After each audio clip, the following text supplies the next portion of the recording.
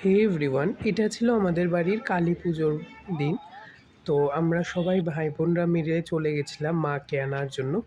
আমরা পৌঁছে গেছিলাম পালবাড়িতে। তারপর মাকে সবাই ধরাধরি করে উঠাচ্ছিল গাড়ির মধ্যে। দেখো মা কি সুন্দর, কি অপরূপ মায়ের রূপ। তারপর সবাই মিলে মাকে ধীরে ধীরে গাড়িতে উঠালো।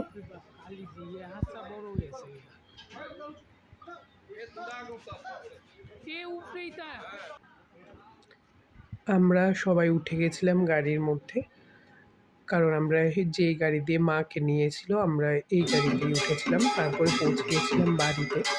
তারপরে মা বরণ করে নিচ্ছিল মাকে।